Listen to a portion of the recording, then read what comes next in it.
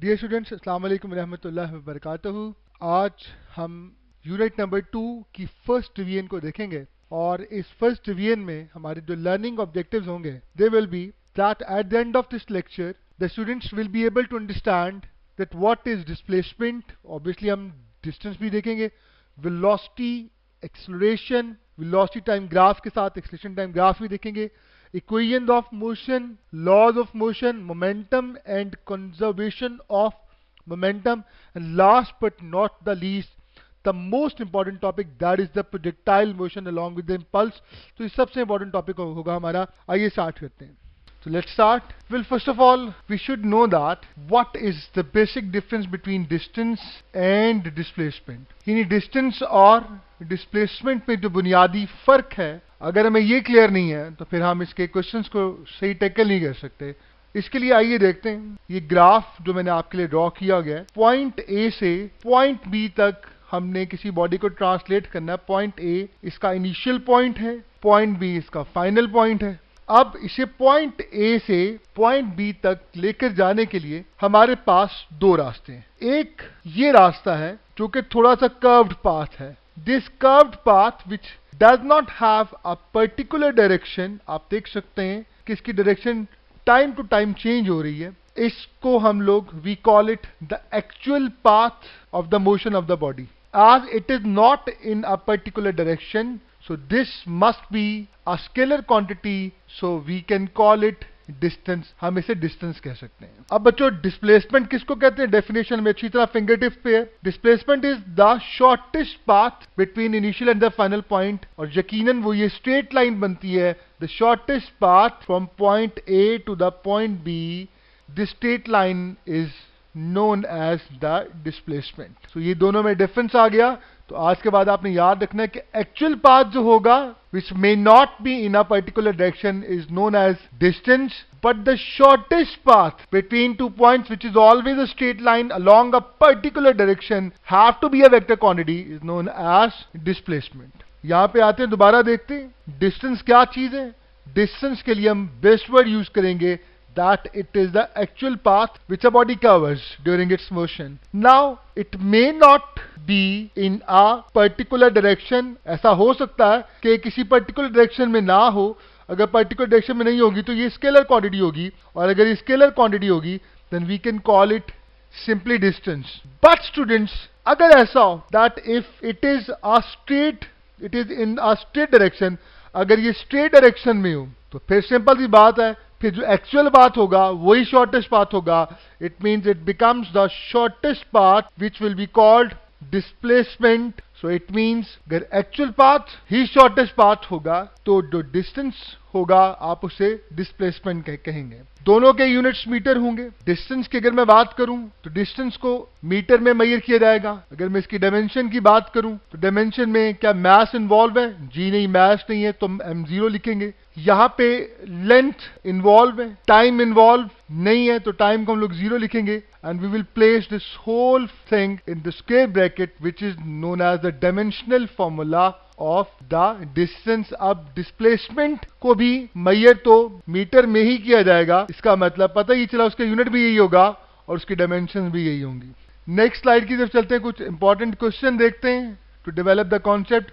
Which of the following is true? बताइए इनमें से कौन सा ऐसा है जो ठीक है, बिल्कुल बात सही है। यानी इनमें से हो सकता है कोई रॉन्ग हो, कुछ सही हो। फर्स्ट देखते हैं। देखिए हमारे पास जो पहली चीज दी गई है that is the ratio of distance to the displacement. अब जब भी रेशियो ली जाती है तो आप ये बात जानते हैं कि डिस्टेंस जो है वो आम तौर पे डिस्प्लेसमेंट से हमेशा ग्रेटर होता है। अगर वो डिस्प्लेसमेंट से ग्रेटर होगा, ये जो हमारे पास पूरी की पूरी रेशियो मौजूद है, इसका आंसर ग्रेटर देन 1 आएगा। लेकिन अगर बॉडी स्ट्रेट पाथ पे मूव कर रही है, इट मीन्स जरा गौर से देखिए, दोबारा मैं बता रहा हूं कि अगर कंडीशन कुछ ऐसी हो, बॉडी ने ऐसे मूव किया तो ये एक्चुअल पाथ है जिसको मैं डिस्टेंस कह सकता हूं, और ये शॉर्टेस्ट पाथ है जिसे मैं डिस्प्लेसमेंट कह सकता हूं। I can call it displacement. I can place an arrow on its head. अब यहां पे गौर से देखिएगा कि कर्व्ड पाथ अगर सपोज करें ये 2 मीटर है तो यकीनन ये लेस देन 2 मीटर होगा क्योंकि शॉर्टेस्ट पाथ है। इसका मतलब जब भी रेशियो ली जाएगी डिस्टेंस की और डिस्प्लेसमेंट की तो हमारे पास ऊपर 2 मीटर है तो नीचे सपोज करें 1 मीटर आता है, so the answer would be greater than 1, which means that कि अगर बॉडी एक कर्व्ड पाथ पे मूव की है तो याद रखिएगा डिस्टेंस और डिस्प्लेसमेंट की जो रेशियो होगी which will be that will B greater than 1। लेकिन ऐसा भी मुमकिन है कि बॉडी का एक्चुअल पाथ भी एक स्ट्रेट पाथ हो, तब क्या होगा, तब जो इसका डिस्टेंस होगा वो एग्जैक्टली डिस्टेंस डिस्प्लेसमेंट के इक्वल होगा। और अगर ऐसा होगा मतलब डिस्प्लेसमेंट की मैग्नीट्यूड के इक्वल होगा, और अगर ऐसा होगा तो इसका मतलब जब आप रेशियो लेंगे, सपोज करें 2 मीटर डिवाइडेड बाय 2 मीटर, तो आपके पास आंसर 1 ही आ जाएगा।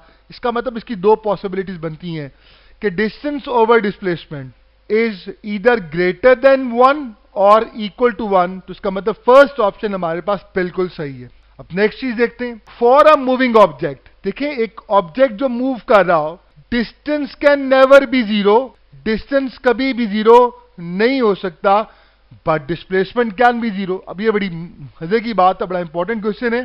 देखें बच्चों, हम एग्जांपल ले लेते हैं कि अगर एक ऑब्जेक्ट एक सर्कुलर पाथ पे मूव करता, जिस सर्कल का रेडियस सपोज हमारे पास था r, इट वाज r, तो रेडियस इस सर्कल का हमारे पास आ गया r।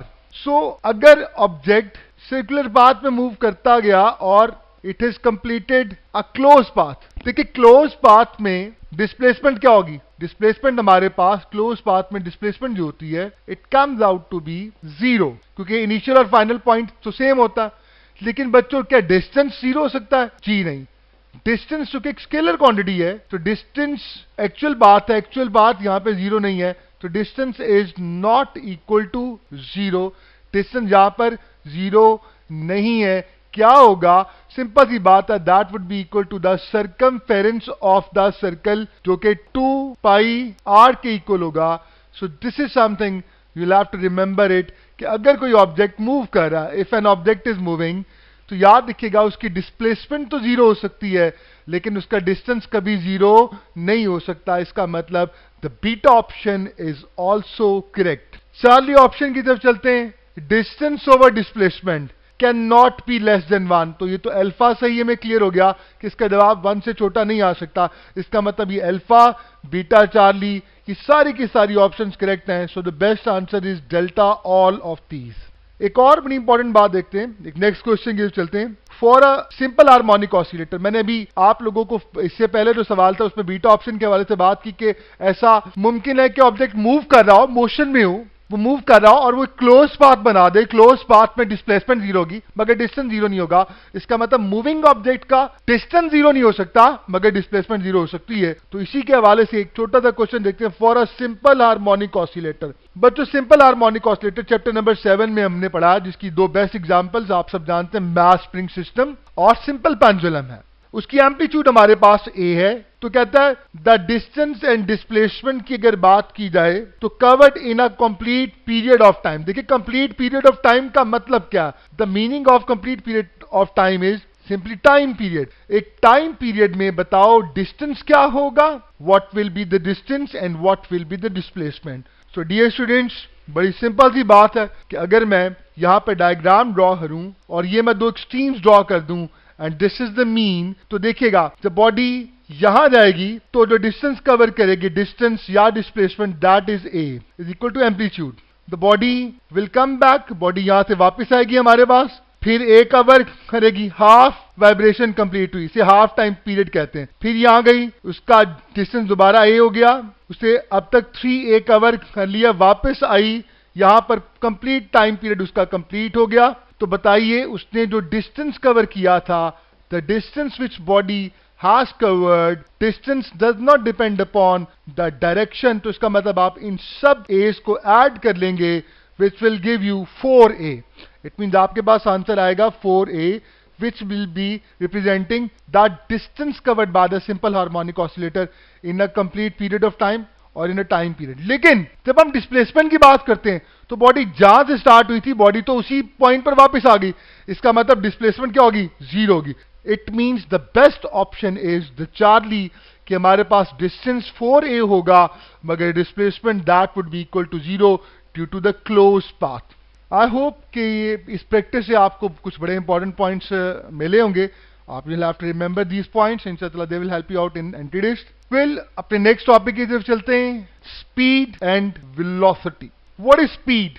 स्पीड क्या है?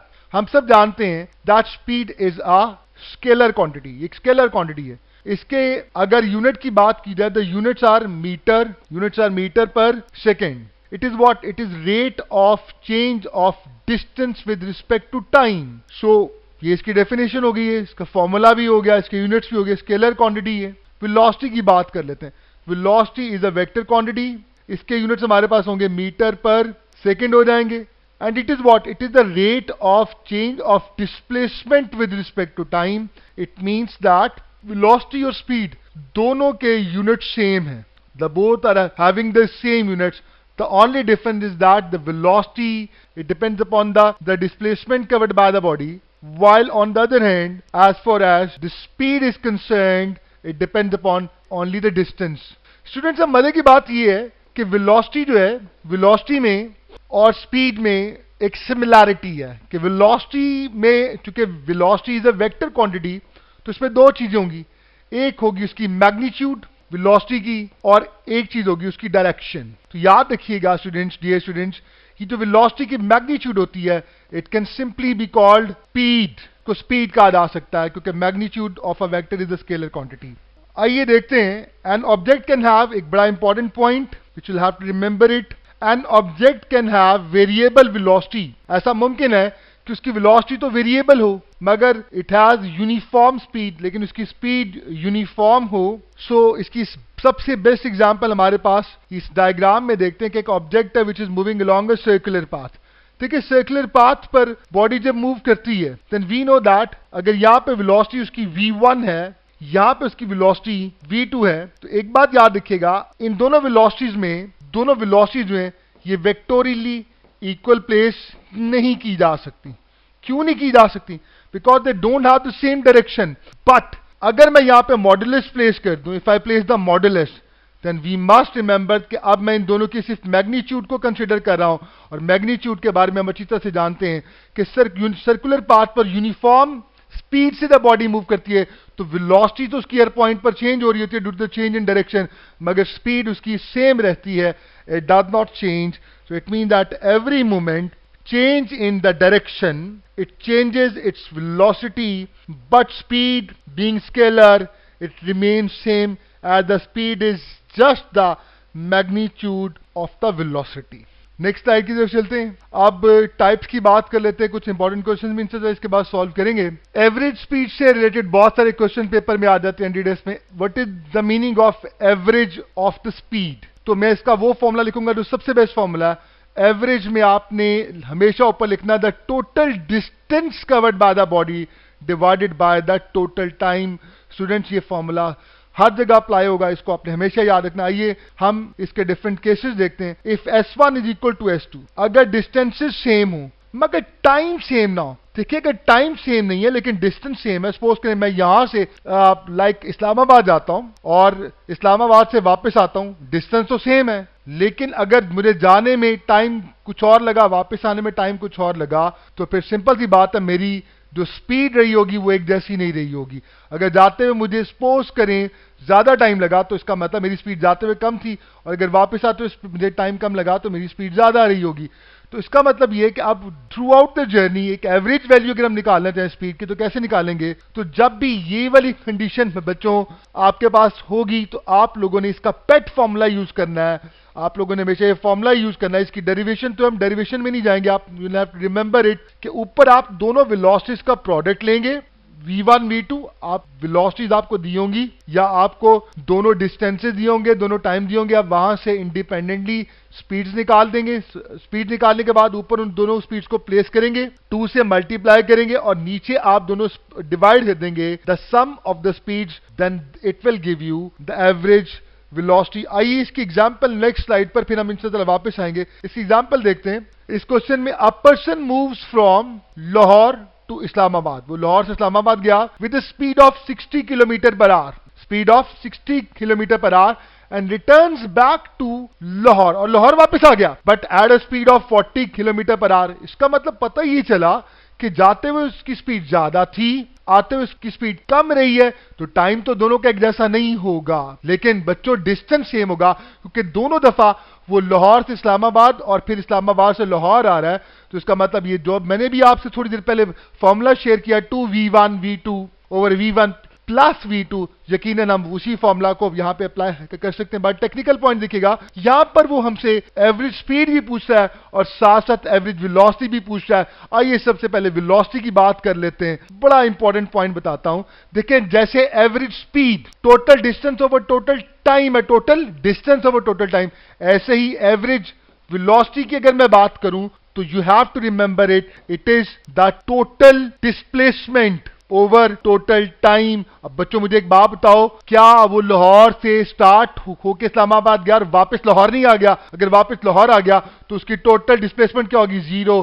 जिसका मतलब हमें पहले ही पता चल गया कि बच्चों वेलोसिटी जो एवरेज वेलोसिटी होगी वो 0 होगी। आप देख सकते हैं कि इन तमाम बीटा ऑप्शन में, चार्ली ऑप्शन में, डेल्टा ऑप्शन में कहीं पर भी वेलोसिटी जो है वो 0 नहीं है।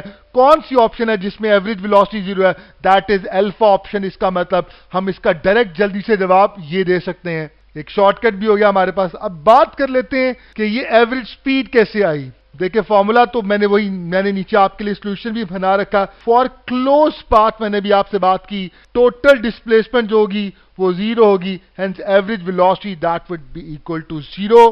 अब बात कर लेते हैं एवरेज स्पीड की। सो इग्नोरिंग दिस साइन, इस साइन को मैं यहां पे मैं अगर मॉड्यूलस प्लेस कर दूं तो 2v1 v2 over v1 plus v2, ये फॉर्मूला मैंने ऑलरेडी आपसे शेयर किया। You just need to put down the values. जब आप सारी वैल्यूज को यहां पे प्लेस करते हैं, आपके पास न्यूमरेटर में 4800 आता है, डिनोमिनेटर 100 आता है। जब सॉल्व करेंगे you'll get 48 kilometre per our. So alpha is the best option. आइए वापस चलते हैं, ये हमारी प्रैक्टिस थी। मैं चाह रहा था साथ ही आपको क्वेश्चन से प्रैक्टिस करवा दूं ताकि यू मस्ट रिमेंबर कि जो फॉर्मूला है वो कहां पे अप्लाई होगा। तो इसके बाद नेक्स्ट हमारे पास ये चीज हम देख चुके हैं एवरेज वेलोसिटी के हवाले से। मैंने अभी आपको प्रैक्टिस करवाई कि it is basically not the total distance, it is total displacement. और हमने एक बहुत खूबसूरत क्वेश्चन भी देखा, जब हमने देखा कि हमने ये बात भी देखी कि ऑब्जेक्ट जो था उसने ट्रेवल भी किया मगर उसकी एवरेज वेलोसिटी 0 आई अगर क्लोज पाथ था। सिमिलरली एक और बड़ा इंपॉर्टेंट पॉइंट हमारे लिए हमें याद रखना है कि अगर डिस्टेंसेस इक्वल ना हो, अभी थोड़ी देर पहले अगर मैं इसकी बात करूं तो इसमें डिस्टेंसेस इक्वल थे मगर टाइम इक्वल नहीं था। अब अगर डिस्टेंसेस इक्वल ना हो मगर टाइम इंटरवल सेम हो, इसका मतलब एक डिस्टेंस कम था और एक डिस्टेंस ज्यादा था, मगर कम डिस्टेंस को सपोज करें उसने जल्दी अचीव कर लिया और जो बड़ा डिस्टेंस उसको देर से अचीव किया, तो इसका मतलब स्पीड तो फिर एक जैसी नहीं रही होगी। तो फिर जब भी ऐसा होगा तो आप ये वो बहुत फेमस फॉर्मूला जो फौरन से पहले एवरेज के नाम पर बच्चों के ज़हन में आ जाता है, v1 plus v2 divided by 2। तो बच्चों आज आपको फर्स्ट टाइम पता चला कि ये फॉर्मूला कहां अप्लाई किया जाता है जो हम हर दफा अप्लाई कर रहे होते हैं। तो आपने सिर्फ और सिर्फ इन कंडीशंस में इसको अप्लाई करना है। आप प्रैक्टिस बुक से इसके बहुत सारे क्वेश्चन देख सकते हैं। तो wish you best of luck. Next last but not the least, students अगर डिस्टेंसेस भी सेम हो, टाइम भी सेम हो, तो मुझे एक बात बताइए, अगर डिस्टेंसेस भी सेम थे और उनको कवर करने में टाइम भी सेम लगा, इसका मतलब स्पीड एक जैसी रही है। और अगर स्पीड एक जैसी हो तो याद रखिएगा एवरेज स्पीड वही होगी जो किसी भी लम्हे की स्पीड होगी। ये हमारी बुक का एक शॉर्ट क्वेश्चन आंसर भी है, that show that when an object moves with a constant speed और uniform speed then average speed is always equal to the instantaneous speed. So you have to remember this. ये कुछ थोड़ी सी practice थी। I hope that you people have learned a lot. Next slide पे चलते हैं। हम लोगों ने ये क्वेश्चंस ऑलरेडी कर लिए हैं, इससे नेक्स्ट स्लाइड पे चलेंगे। बात कर लेते हैं एक्सेलरेशन की। What is acceleration? एक्सेलरेशन क्या है स्टूडेंट्स? हम सब जानते हैं acceleration is rate of change of velocity with respect to time. ये इसका रिलेशन हो गया, इसके यूनिट्स होंगे metre per second square.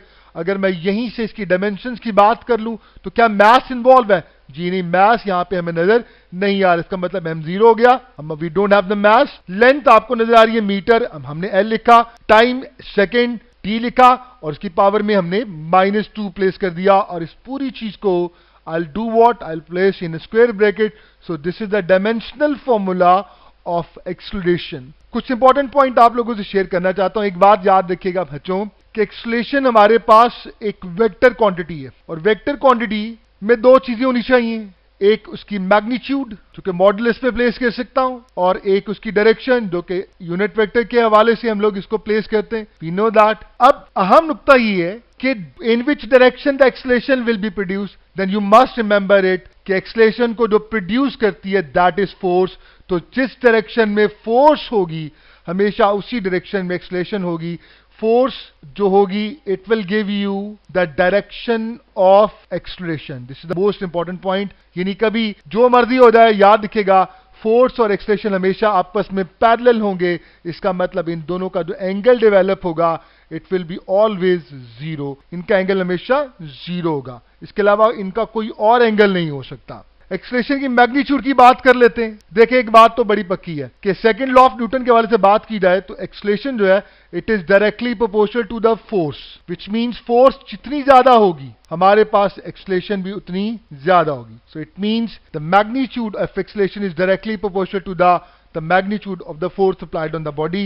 Laws of motion के हवाले से थोड़ी सी बात कर लेते हैं। सबसे पहली बात कर लेते हैं फर्स्ट लॉ की। तो फर्स्ट लॉ में हम लोगों को ये सिखाया गया कि कोई भी ऑब्जेक्ट जो होगा अगर रेस्ट में होगा तो रेस्ट में रहेगा, यूनिफॉर्म मोशन में होगा तो यूनिफॉर्म मोशन में रहेगा, अनटिल एंड अनलेस उस पर कोई फोर्स एक्ट ना करे। यहां पे बड़ा इंपॉर्टेंट पॉइंट है। इसका मतलब याद रखिएगा फर्स्ट लॉ ऑफ न्यूटन में क्या छुपी हुई है, द डेफिनेशन ऑफ फोर्स। इसका मतलब first law of Newton defines force. ये बहुत आम नुक्ता है क्योंकि फोर्स का हमें सबसे पहले पता ही फर्स्ट लॉ ऑफ न्यूटन से चलता है कि फोर्स वो है जो किसी ऑब्जेक्ट की स्टेट को चेंज कर सकती है। तो first law of Newton defines force. तो क्वेश्चन पे चलते हैं, which of the following laws of motion define force. तो इसका मतलब पहले ही पता चल गया first law of Newton define force. Second law क्या करता, याद रखिएगा सेकेंड लॉ मैयर्स फोर्स। क्योंकि देखिए ये हमें फोर्स की डेफिनेशन नहीं देता, ये हमें ये बताता है कि फोर्स को मैयर कैसे किया जा सकता है। यानी फॉर्मूला डेवलप होता है F equal to M into A। ये मेजरमेंट के हवाले से बात कर रहा है। What is third law. Third law हमें क्या बताता है, देखिए थर्ड लॉ हमें एक्शन और रिएक्शन की बात कर रहा होता है। फिर दोबारा बात हो रही है कि फोर्स एक्शन और रिएक्शन में हम लोग बात कर रहे हैं फोर्सेज ही की बात कर रहे हैं। That in nature the forces they are present in couple. एक और बड़ा इंपॉर्टेंट पॉइंट याद रखिएगा, एक्शन और रिएक्शन कभी भी एक दूसरे को बैलेंस नहीं कर सकते। They can not balance each other. क्यों नहीं कर सकते बच्चों, एक्शन और रिएक्शन की मैग्नीट्यूड क्या होती है, सेम। डायरेक्शन क्या होती है, ऑपोजिट। तो फिर ये बैलेंस क्यों नहीं कर सकते, उसकी रीजन ये है that they do not act on the same body. They do not act on same body. चूंकि वो सेम बॉडी पर एक्ट नहीं कर रहे होते इसीलिए वो एक दूसरे को कैंसिल आउट कर ही नहीं सकते। सो दिस इज समथिंग थोड़ा सा हमने देखा एक्सलेशन के हवाले से। अब चलते हैं हम लोग डिस्प्लेसमेंट टाइम ग्राफ के हवाले से। फंगैट के हवाले से बहुत इंपॉर्टेंट है, ईकैट में भी बात का देखा गया, कुछ क्वेश्चन आ जाते हैं। Displacement time graphs. स्टूडेंट यहां पे एक बड़ा अहम नुक्ता आप सबने याद रखना है कि ग्राफ के हवाले से आपसे वो दो चीजें जरूर पूछेगा। एक ग्राफ की स्लोप, आपको पता होना चाहिए स्लोप कैसे निकलती है और किसी ग्राफ में स्लोप को कैसे निकाला जाता है और वो किस फिजिकल क्वांटिटी को रिप्रेजेंट करे। दूसरी चीज उस ग्राफ का एरिया, यानी आपको एरिया का कैसे निकलते हैं ये आपको मालूम होना चाहिए। ये तमाम हर जगह ऐसा होगा। आइए स्टार्ट करते हैं। देखिए अगर कोई ऑब्जेक्ट रेस्ट में है तो इसका मतलब ये है कि वो तो मूव ही नहीं कर रहा। इसका मतलब it will not change its displacement, clear, it will keep itself from a particular point at a particular displacement। तो आप देख सकते हैं कि इस ग्राफ में डिस्प्लेसमेंट चेंज नहीं हो रही, कांस्टेंट डिस्प्लेसमेंट है। तो इसका मतलब the body with respect to that point is stationary at rest. और दूसरा इंपॉर्टेंट पॉइंट, अगर बॉडी रेस्ट पर होगी तो साफ सी बात है उसकी वेलोसिटी क्या होनी चाहिए, velocity had to be zero. तो अब गौर से देखिएगा इस ग्राफ की स्लोप हमें क्या देती है। बड़ा अहम नुक्ता, स्लोप का फॉर्मूला इंजीनियरिंग के स्टूडेंट्स को फिंगर टिप्स पे होता है, मैथ्स में हम इसको m से लिखते हैं। बहरहाल इसका जनरल फॉर्मूला हमारे पास बनता है delta y over delta t। अब देखिए y के अलोंग हम डिस्प्लेसमेंट को ले रहे हैं तो डिस्प्लेसमेंट में तो कोई चेंज ही नहीं आ रहा। डिस्प्लेसमेंट की कोई सी भी आप दो, अगर यहां पे मैं दो वैल्यूज ले लूं, ये वैल्यू ले लूं, ये वैल्यू ले लूं, तो दोनों वैल्यू सेम है। इसका मतलब डेल्टा y क्या होगा, 0। जब डेल्टा y 0 होगा, अच्छा इसको फॉर्मूला लिख लेते हैं, यहां पे मैं लिखूंगा डेल्टा y की जगह आएगा डेल्टा d, क्योंकि y एक्सिस के लॉन्ग डिस्प्लेसमेंट है और नीचे टाइम आ गया। तो बच्चों बताइए ये चीज कोई और चीज है या वेलोसिटी हो जाएगी? Obviously the rate of change of displacement it will give you velocity, और डेल्टा डी अभी हमने देखा क्या है, 0 है, तो वेलोसिटी क्या हो गई है, 0 हो गई है। तो पता ही चला डिस्प्लेसमेंट टाइम ग्राफ की जो हमारे पास स्लोप होगी, स्लोप ये हमें हमेशा वेलोसिटी देगी, और यहां पे चूंकि कोई स्लोप नहीं है which represents that there is 0 velocity, body is in state of rest. Next graph की तरफ चलते हैं। Moving with uniform velocity, suppose करें या यूनिफॉर्म वेलोसिटी या यूनिफॉर्म स्पीड की बात कर रहा हूं, तो याद रखिएगा अगर डिस्प्लेसमेंट और टाइम ग्राफ इस तरह से एक स्ट्रेट लाइन आ जाए तो इसका मतलब इसकी स्लोप क्या है, क्या कहीं पे ये ज्यादा स्लोप ही है, कहीं पे कम स्लोप ही है, ऐसा नहीं है, एक कांस्टेंट स्लोप चल रही है, कांस्टेंट। हम ऑलरेडी देख चुके हैं slope of displacement time graph gives us velocity to speed, तो इसका मतलब कांस्टेंट स्लोप का मतलब है that is a constant speed और कांस्टेंट वेलोसिटी। तो यहां से हम लोग ये आसानी से मालूम कर सकते हैं। स्टूडेंट एक बड़ा इंपॉर्टेंट पॉइंट, अगर मैं यहां पे एरिया निकालूं, अगर मैं इस ग्राफ का एरिया निकालूं, तो एरिया जब भी निकाला जाएगा, लाइक फॉर एग्जांपल इस ट्रायंगल की मैं बात कर लेता हूं, तो इस ट्रायंगल का एरिया क्या होगा, हाफ बेस। अब बेस में कौन सी क्वांटिटी है, टाइम, और परपेंडिकुलर में कौन सी क्वांटिटी है, डिस्प्लेसमेंट। तो बच्चों याद रखिएगा डिस्प्लेसमेंट और टाइम को हम जब भी मल्टीप्लाई करेंगे तो ये हमारे पास कौन सी क्वांटिटी आएगी, तो यहां पर हमारे पास कोई फिजिकल क्वांटिटी अपीयर नहीं होती। इसका मतलब डिस्प्लेसमेंट टाइम ग्राफ जो है उसका एरिया हमें कोई फिजिकल क्वांटिटी प्रोवाइड नहीं करता जिससे हमारा कंसर्न हो। तो आप डिस्प्लेसमेंट टाइम ग्राफ में एरिया के अकॉर्डिंगली एरिया की तरफ नहीं जाएंगे। एक important point, motion under the gravity की बात कर लेते हैं। ये हमारी बुक में जो है चैप्टर नंबर 3 में साइड इंफॉर्मेशन ग्राफ की है। देखिए अगर किसी ऑब्जेक्ट को अपवर्ड थ्रो किया जाए तो आप अच्छी तरह से जानते हो ऊपर जाते हुए उसकी वेलोसिटी डिक्रीज करती है, हाईएस्ट पॉइंट पर 0 हो जाती है, ऊपर जाते हुए वेलोसिटी डिक्रीज करेगी। तो अगर मैं उसका ग्राफ ड्रॉ करूं, जरा गौर से दिखेगा ग्राफ ऐसे बनेगा, स्लोप हमारे पास पहले बहुत ज्यादा, फिर आहिस्ता आहिस्ता स्लोप कम होती जा रही है, वेलोसिटी कम होती जा रही है, और हाईएस्ट पॉइंट पर अगर मैं यहां पे टेंजेंट ड्रॉ करूं, टेंजेंट का मतलब भी स्लोप ही है, तो अगर मैं टेंजेंट ड्रॉ करूं तो इस पॉइंट पर हमारे पास वेलोसिटी क्या हो जाएगी, velocity that would be equal to 0। तो हम सब जानते हैं हाईएस्ट पॉइंट पर वेलोसिटी 0 हो जाती है, फिर वापसी का सफर स्टार्ट होता है, वेलोसिटी बढ़ते बढ़ते दोबारा मैक्सिमम होती है, और इन दैट सेंस हम लोग कहें तो ये दिखेगा स्लोप बढ़ती जा रही है, बढ़ती जा रही है, बढ़ती जा रही है, और फिर वही काम हो गया। इसका मतलब this graph shows the motion under gravity. आइए नेक्स्ट ग्राफ की तरफ चलते हैं। अब हम ट्रांसलेट करेंगे वेलोसिटी टाइम ग्राफ्स पर, और कंपैरेटिवली हमें कम टाइम लगेगा, लेकिन पहले ये चीज क्लियर कर लेते हैं कि यहां पे जो हमारे पास स्लोप होगी, यहां पे जो स्लोप होगी इट विल रिप्रेजेंटिंग, देखें वाई एक्सिस के लॉन्ग हम इसको प्लॉट करें, वेलोसिटी को एक्स एक्सिस के लॉन्ग टाइम को प्लॉट करें, तो यहां पे जो स्लोप हमारे पास होगी that is equal to delta V over delta T हमारे पास आएगा, which is equal to acceleration. तो एक सिंपल सी बात आ गई हमारे पास कि वेलोसिटी टाइम ग्राफ की जो स्लोप होती है वो हमें एक्सेलरेशन देती है। वेलोसिटी टाइम ग्राफ का एरिया, अगर मैं एरिया की बात करूं तो मैं वेलोसिटी को टाइम से मल्टीप्लाई करूंगा। बच्चों हम याद रखिएगा जब भी वेलोसिटी और टाइम को मल्टीप्लाई करेंगे तो हमारे पास जो क्वांटिटी आएगी दैट इज द डिस्टेंस। तो इन ग्राफ में हम स्लोप जो है वो एक्सेलरेशन को रिप्रेजेंट कर रही है, और जो एरिया वो total distance covered by the body है। पहला ग्राफ देखते हैं, अगर वेलोसिटी कांस्टेंट है, देखिए अगर वेलोसिटी कांस्टेंट है तो वो वेलोसिटी किसी भी पॉइंट पे चेंज नहीं होगी, वेलोसिटी की खास वैल्यू चलती रहेगी। अब मुझे एक बात, इस पे स्लोप है ही नहीं, और अगर वेलोसिटी कांस्टेंट हो तो क्या 0 होती है, एक्सेलरेशन। इसका मतलब स्लोप का मतलब नो, स्लोप का मतलब नो एक्सेलरेशन। तो एक पॉइंट ये भी हम लोगों ने देख लिया। अगर इंक्रीजिंग वेलोसिटी हम अगर यूनिफॉर्मली इंक्रीज कर रही है तो याद रखिएगा ग्राफ कुछ ऐसा होगा कि वेलोसिटी जो होगी तो velocity it will keep on increasing, velocity increase करिए कांस्टेंट रेट पर। अब यहां पे स्लोप कहीं ज्यादा है कहीं कम है या एक जैसी है, बिल्कुल एक जैसी है। इसका मतलब constant slope means constant acceleration, मगर यहां पे एक्सेलरेशन को याद रखिएगा पॉजिटिव कंसीडर किया जाएगा बिकॉज वेलोसिटी इज इंक्रीजिंग। यहां पे हम आसानी से एरिया निकाल सकते हैं, यहां पे फॉर्मूला अप्लाई हो सकता है, half base into perpendicular triangle का एरिया निकल आएगा। अब बात करते हैं डिक्रीजिंग वेलोसिटी, हम अगर यूनिफॉर्मली डिक्रीज करे तो ग्राफ ऊपर से नीचे की तरफ आएगा। The graph would be like this one. यहां पे भी स्लोप कांस्टेंट है, एक्सेलरेशन कांस्टेंट होगी, मगर acceleration is taken as negative acceleration, deceleration या रिटार्डेशन का नाम भी दिया जाता है। नेक्स्ट पे चलते हैं। हमारे पास एक ग्राफ ड्रॉ हुआ है that is having velocity and time in it decreasing. ये इस ग्राफ को देखिए कि फर्स्ट ग्राफ को, इस ग्राफ पे अगर मैं गौर करूं तो पहले मेरे पास स्लोप मैक्सिमम थी, आहिस्ता आहिस्ता डिक्रीज करती गई और यहां पर जाके हाईएस्ट पॉइंट पर कहा जाए तो स्लोप ऑलमोस्ट जीरो हो चुकी है पैरेलल टू एक्स एक्सिस। इसका मतलब यहां पे वेलोसिटी तो मेरे पास इंक्रीज कर रही है, the velocity is increasing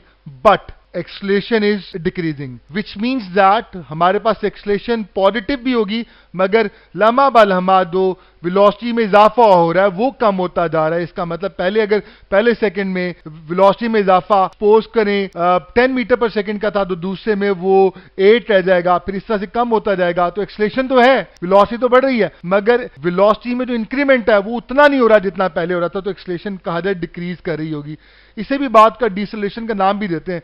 increasing slope means increasing acceleration. हम इस ग्राफ की बात कर लेते हैं, यहां पे स्लोप बढ़ रही है तो स्लोप बढ़ रही है, वेलोसिटी भी बढ़ रही है और स्लोप भी बढ़ रही है। इसका मतलब लम्हा ब लम्हा बॉडी की वेलोसिटी चेंज हो रही है, वेरिएबल वेलोसिटी है मगर वेलोसिटी में जो वेरिएशन आ रहा है वो यूनिफॉर्म नहीं है, बढ़ता ही जा रहा है, इंक्रीज कर रहा है। तो ये इंपॉर्टेंट पॉइंट्स आप लोगों ने स्टूडेंट्स याद रखने।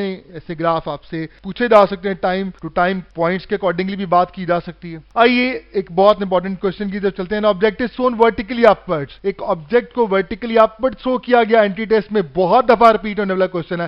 Said that it is moving upward, its acceleration is taken as a is equal to -9.8 metre per second. अब जरा गौर से देखिएगा, आपने एक ऑब्जेक्ट को अपवर्ड थ्रो किया तो आप सब जानते हैं इसकी जो एक्सलेशन ली जाती है it is taken as -g, उसे -g लिया जाता है। और जब ये वापसी का सफर स्टार्ट करता है, वापस आता है, तो मैं एक्सलेशन को सपोज कि इसको मैं a प्राइम का नाम दे रहा हूं, उसे हम +g कह रहे होते हैं, वी कॉलिंग इट +g। अब इस क्वेश्चन में पूछा कि बताइए a और a प्राइम में, देखिए एक के साथ हम साफ क्लियर नजर आ रहा है प्लस का साइन है और एक के साथ माइनस का साइन है।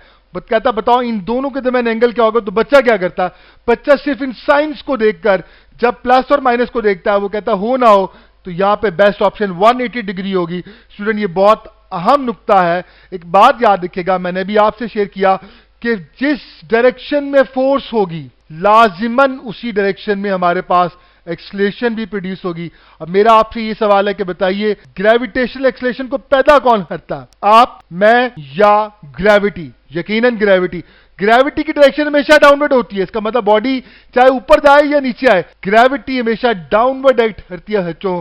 तो पता ये चला कि इन दोनों एक्सलेशंस की डायरेक्शन जो होगी वो ग्रेविटी की डायरेक्शन में होगी, डाउनवर्ड होगी। इसका मतलब इन दोनों में एंगल जो होगा वो 180 नहीं होगा बल्कि 0 होगा। It's a very technical question, आमतौर पे फौरन से पहले बच्चे यहां पे मिस्टेक कर जाते हैं। तो एक्सलेशन इज रिवीजन के लिए always along force, hence as F is equal to W is equal to mg is downward, so both g और -g, मैं g की बात करूं या -g की बात करूं, याद रखिएगा they are pointed downward, as they're pointed downward, so they must have an angle that is equal to 0. They are parallel to each other. An object is shown, next question की तरफ चलते हैं। An object is shown upwards. Object को upwards show किया गया with a speed of 100 metre पर second, तो आपको उसकी इनिशियल स्पीड गिवन है। How much time will it take to reach the maximum height? चले मैं आज आपको छोटा सा शॉर्टकट बताता हूं। बच्चों हम डायरेक्टली स्पीड को देखकर बता सकते हैं कि कितनी देर के बाद ये हाईएस्ट पॉइंट पे पहुंचेगा। क्यों, कैसे? देखिए हाईएस्ट पॉइंट पे जाकर उसकी वेलोसिटी क्या हो जाएगी, 0 हो जाएगी।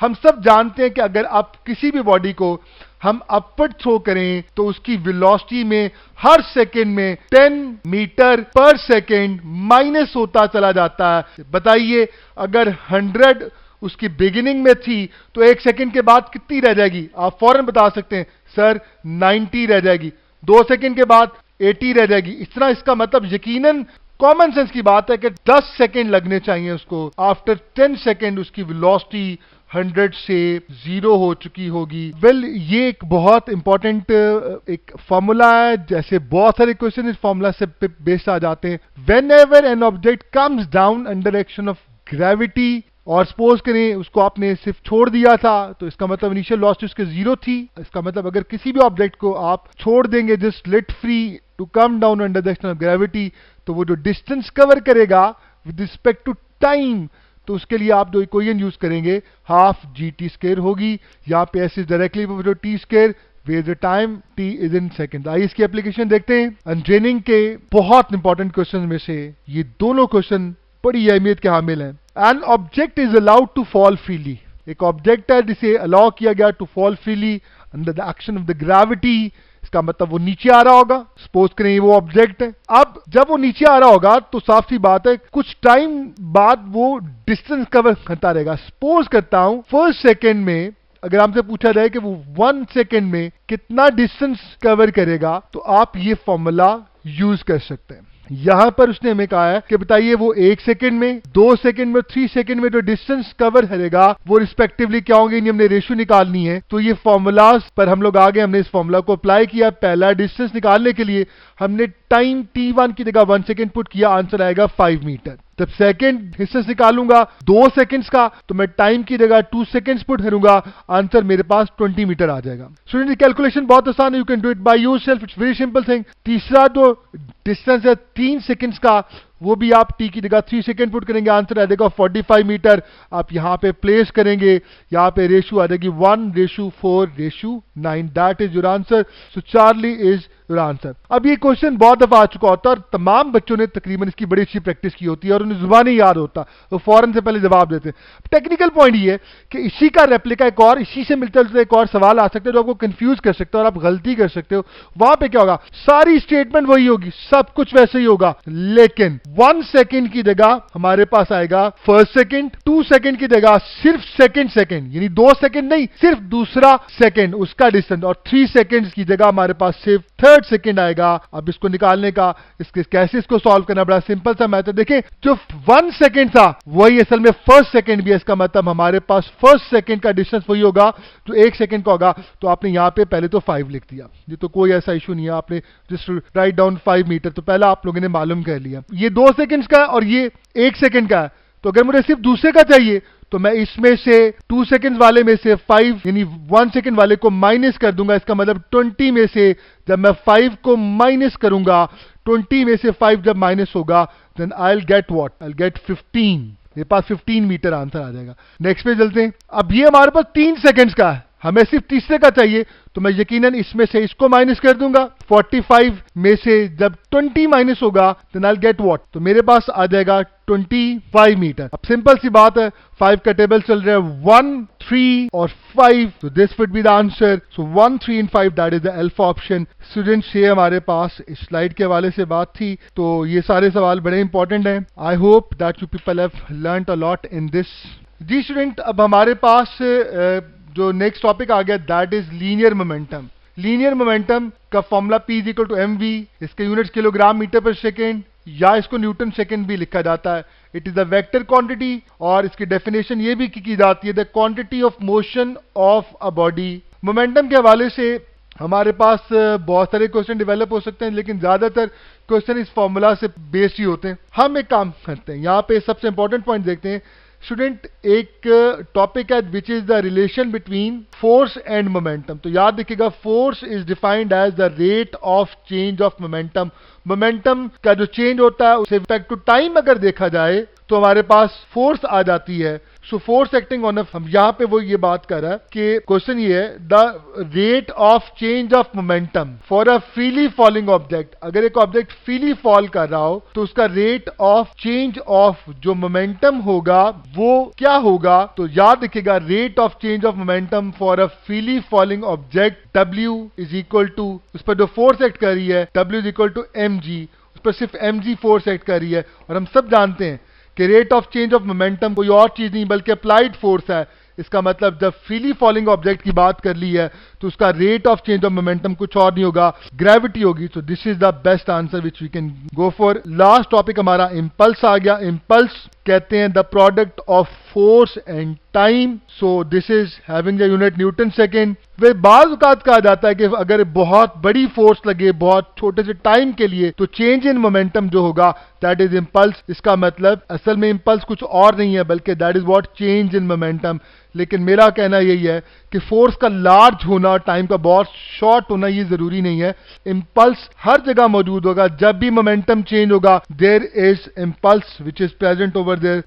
Law of conservation of momentum में हमारे पास फर्स्ट स्लाइड में let's see what is law of conservation of momentum. आप सब जानते हैं मोमेंटम हमारे सिलेबस में दो तरह का है, लीनियर भी और एंगुलर भी। एंगुलर को हम चैप्टर नंबर 5 में देखेंगे, लेकिन बहरहाल यहाँ पे मैं कुछ पॉइंट्स आपको कुछ दिखाऊंगा। अभी हम बात करें चैप्टर नंबर 3 के हवाले से, law of conservation of linear momentum. तो एक बात याद रखिएगा, फॉर एन आइसोलेटेड सिस्टम, इसका मतलब आइसोलेटेड सिस्टम के लिए याद रखिएगा कि एक आइसोलेटेड सिस्टम की हम लोग बात करेंगे जिसमें क्या होगा, the total momentum before the collision जो होगा, it is always equal to the total momentum after the collision, which means that if we are having two particles, two masses, say this is m1 and this is m2, this one is moving in this direction with speed v1 and this one is moving in this direction with speed v2 and they collide over here और इनमें collision होता। और अगर ऐसा हो कि ये एक isolated system बनते हो, isolated system किसको कहते हैं, a system on which no external force act, only interacting particles can apply force on each other, यानी एक ऐसा सिस्टम जिसमें जो इंटरएक्टिंग पार्टिकल्स हैं, जैसे यहाँ पे मैस m1 और m2, सिर्फ यही एक दूसरे पर फोर्स अप्लाई कर सकें, बाहर से कोई बैरूनी ताकत इन पर अमल ना कर सके, no external forces applied on them, तो इसे हम आइसोलेटेड सिस्टम कहते हैं। ये भी एंटीडेस के हवाले से एक पॉइंट है जिससे आप लोगों ने याद रखना है कि आइसोलेटेड सिस्टम कैसे पूछ सकता है वो आपसे। तो फिर अगर ऐसा होगा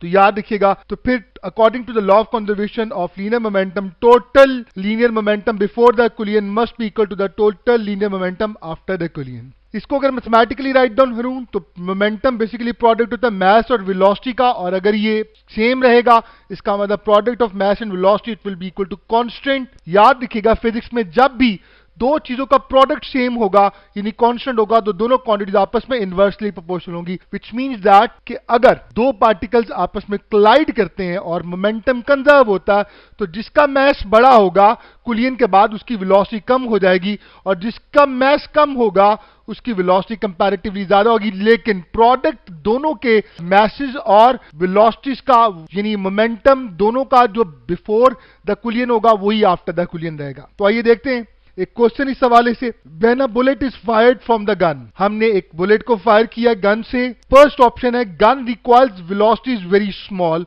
गन की रिकॉइल वेलोसिटी बहुत स्मॉल होती है, बिल्कुल सही है। आप अच्छी तरह से जानते हैं कि जब भी बुलेट को फायर किया जाता है गन से तो बुलेट फॉरवर्ड डायरेक्शन में जाती है, जितने मोमेंटम के साथ वो फॉरवर्ड जाती है उतने ही मोमेंटम से गन रिकॉइल बैक होती है, मगर मोमेंटम प्रोडक्ट है मैस और वेलोसिटी का, और हम सब जानते हैं कि गन के लिए मैस की वैल्यू ज्यादा होती है, तो कॉमन सेंस की बात है इसके लिए वेलोसिटी कम होगी, इन दोनों का प्रोडक्ट जो होगा इट विल रिमेन सेम। तो दिस इज समथिंग विच, तो फर्स्ट ऑप्शन बिल्कुल सही लग रही है हमें, लेकिन अब नेक्स्ट ऑप्शन भी देखते हैं। Bullet being smaller in the mass has much greater velocity, बिल्कुल सही है, ये बात भी हमें यहीं से क्लियर हो रही है। Charlie both have same momentum, क्या दोनों का मोमेंटम मुख्तलिफ होता है? जी नहीं, बिल्कुल सेम होता है, बट डायरेक्शन में ऑपरेट होता है।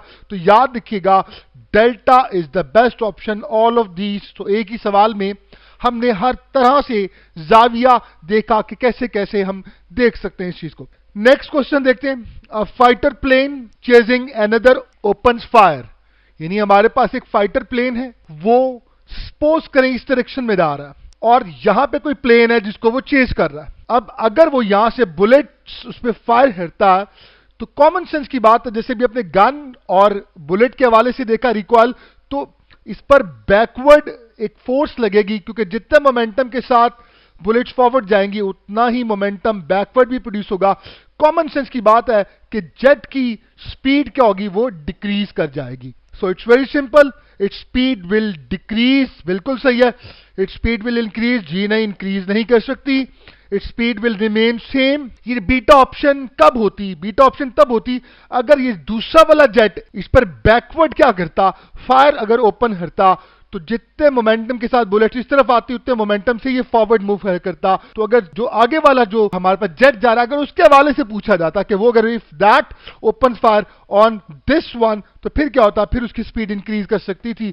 तो हमने ये भी देख लिया कि सेकंड ऑप्शन किसके लिए हो सकती है, इट्स स्पीड रिमेन सेम, ये बिल्कुल मुमकिन है। That means the best answer is alpha. Projectile motion, what is a projectile? एक प्रोजेक्टाइल से बुनियादी तौर पर क्या मुराद है? तो हम सब जानते हैं कि when an object which is projected in such a way that it moves along x-axis as well as moves along y-axis, इसका मतलब कोई ऐसा ऑब्जेक्ट जिसे कुछ इस तरह से प्रोजेक्ट किया जाए कि वो एक्स एक्सिस के लॉन्ग, हॉरिजॉन्टल के लॉन्ग भी डिस्टेंस कवर करे और वाई एक्सिस के लॉन्ग यानी वर्टिकल के लॉन्ग भी मोशन रखे। तो कॉमन सेंस की बात है कि उसकी वेलोसिटी के फिर कितने कंपोनेंट्स होने चाहिए? एक कंपोनेंट हॉरिजॉन्टल होना चाहिए, दूसरा कंपोनेंट वर्टिकल होना चाहिए। हॉरिजॉन्टल कंपोनेंट उसको एक्स एक्सिस के लॉन्ग लेकर जाएगा और वर्टिकल कंपोनेंट उसको वाई एक्सिस अलॉन्ग लेकर जाएगा।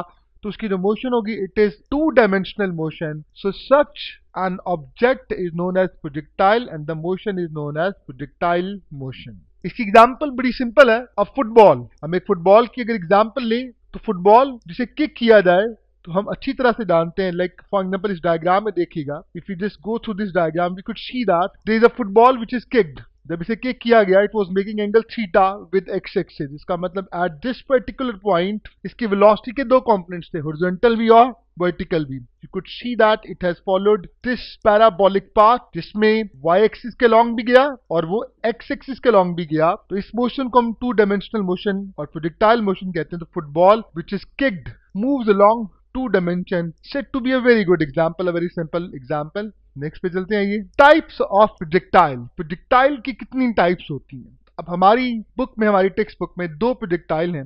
एक को लीनियर प्रोजेक्टाइल का नाम दिया जाता है, we call it linear projectile, and the other one we call oblique projectile. Linear projectile की एग्जांपल इट्स ओवर हियर। आप देख सकते हैं एक बॉल है जिसे लीनियरली प्रोजेक्ट किया गया along x axis but from a certain height h, एक खास हाइट h से हमने इसे प्रोजेक्ट किया है हॉरिजॉन्टली। इसका मतलब at the time of projection इसकी वेलोसिटी का एक ही कंपोनेंट होगा which would be the horizontal component.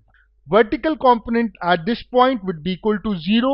ये फॉरवर्ड मूव करेगा। आप क्या कहते हैं, क्या इसको सिर्फ एक्स एक्सिस के लॉन्ग जाना चाहिए? जी नहीं, हम अच्छी तरह से जानते हैं कि जो ही एयर में आता है तो ग्रेविटी डाउनवर्ड एक्ट कर रही होती है, जिसकी वजह से इसका पाथ कर्व्ड पाथ बन जाता है और वो आगे भी जाता है और ऊपर से नीचे भी आता है। इसका मतलब वो हॉरिजॉन्टल डिस्टेंस भी कवर करता, साथ साथ वो कुछ हाइट से नीचे भी आता। तो ऐसी मोशन को हम टू डायमेंशनल मोशन है, इसको हम प्रोजेक्टाइल मोशन कह सकते हैं। ये फर्स्ट केस है हमारे पास प्रोजेक्टाइल का, when projectile is launch from a certain height horizontally. Angle क्या था?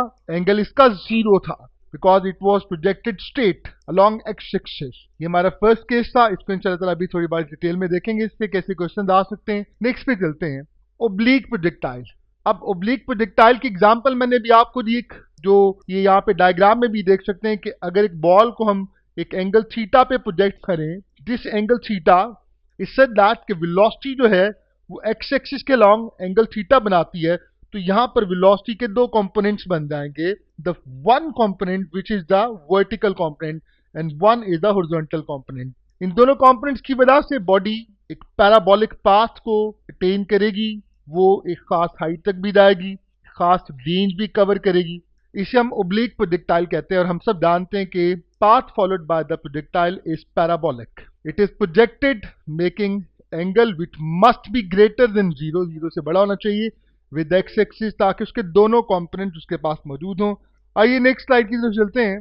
आप लीनियर प्रोजेक्टाइल की बात पहले होगी। लीनियर प्रोजेक्टाइल की डायग्राम अभी आप सबने देखी कि अगर किसी प्रोजेक्टाइल को एक्स एक्सिस के long from a certain height launch किया जाए तो फिर वो एक कर्व्ड पाथ को फॉलो करती है। Projected horizontally is the keyword, angle of projection that would B 0 from a certain height. So this is the most important point. तो आप लोगों ने याद रखना है कि इसे खास हाइट से लॉन्च किया जाएगा लीनियरली, तो हमारे पास लीनियर प्रोजेक्टाइल कहलाएगा। Eight the point of projection initial जो वेलोसिटी थी वो मुकम्मल तौर पर हॉरिजॉन्टल कंपोनेंट था, क्योंकि आप जानते हैं एंगल 0 था तो वर्टिकल कंपोनेंट तो हो नहीं सकता।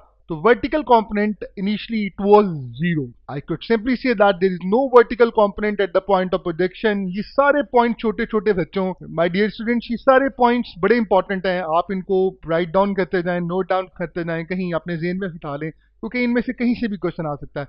वो आपसे पूछ सकता है कि बताइए linear projectile eight the point of projection उसकी जो वेलोसिटी है उसका वर्टिकल कंपोनेंट शुरू में क्या था, तो दैट वाज 0। अब सबसे इंपॉर्टेंट पॉइंट ये है कि प्रोजेक्टाइल मोशन में हम इग्नोर कर देते हैं एयर फ्रिक्शन को। ठीक है, जब आप एयर फ्रिक्शन को इग्नोर कर देंगे तो उसका मतलब there will be no force there to change horizontal component of velocity. इसका मतलब एक्स एक्सिस के लॉन्ग लगने वाली फोर्स 0 हो गई है, तो इसका मतलब एक्स एक्सिस के लॉन्ग कोई एक्सलेशन नहीं होगी, विच मीन्स दैट कि हॉरिजॉन्टल कंपोनेंट जो होगा, जो शुरू में होगा वही बाद में होगा।